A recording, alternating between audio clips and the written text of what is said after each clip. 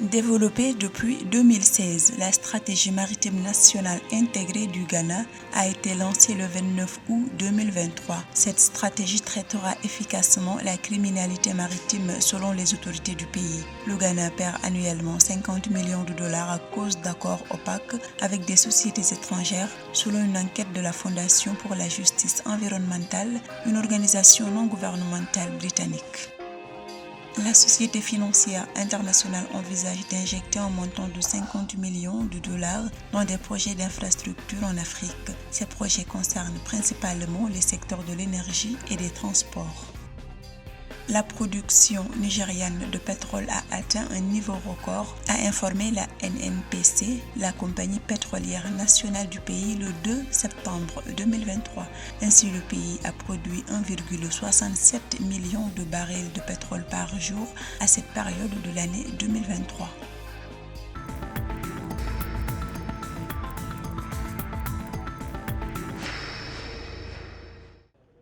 Le Ghana considère que son économie des océans a un énorme potentiel, mais elle fait face à des menaces, notamment la piraterie, la pêche illégale, la contrebande des stupéfiants et la traite humaine. Le pays perd annuellement 50 millions de dollars à cause d'accords opaques avec des sociétés étrangères, selon une enquête de la Fondation pour la justice environnementale, une organisation non gouvernementale britannique.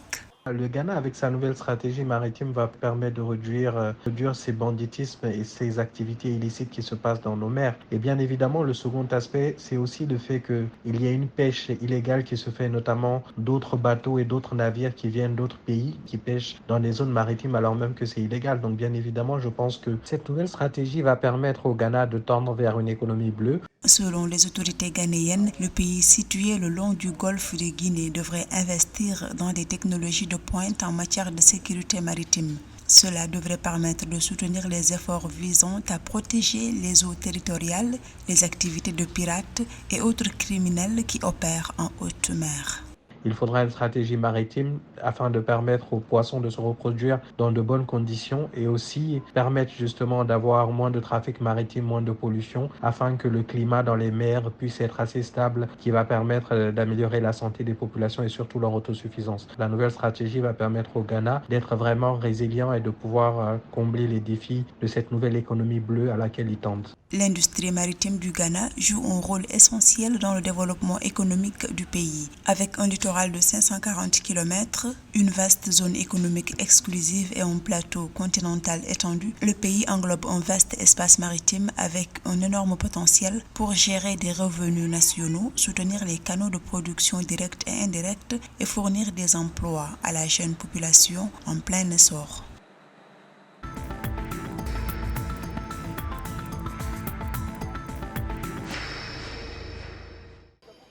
50 millions de dollars seront investis dans des projets d'infrastructures de transport et d'énergie en Afrique. Ce financement de la Société financière internationale permettra de financer les entreprises opérant dans les secteurs du transport, de la logistique ainsi que des énergies renouvelables dans des pays ciblés où les investissements dans ces infrastructures sont limités mais où la demande pour ces services est croissante.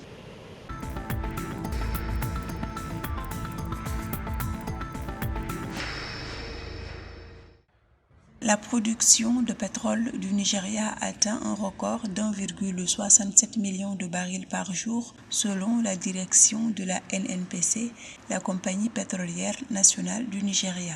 Ce niveau record est la production la plus élevée depuis au moins un an selon les données. Cette performance serait en rapport avec les efforts que le pays déploie ces derniers mois pour lutter contre les circuits illégaux de trafic de pétrole. Cette ressource est la principale source de revenus du Nigeria. Le pays est le deuxième producteur d'or du continent derrière l'Angola, avec une production de 999 000 barils de pétrole par jour en avril 2023.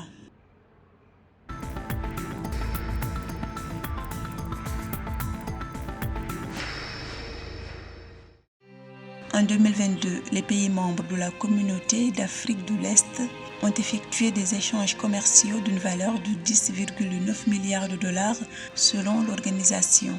Ceci représente une hausse de 12,1% par rapport à 2021. Les échanges commerciaux de cette région ont atteint ce niveau record grâce à l'adhésion de la République démocratique du Congo, ayant un marché à elle seule estimé à plus de 100 millions de personnes, mais aussi à la suppression des barrières non tarifaires et l'harmonisation des normes de produits.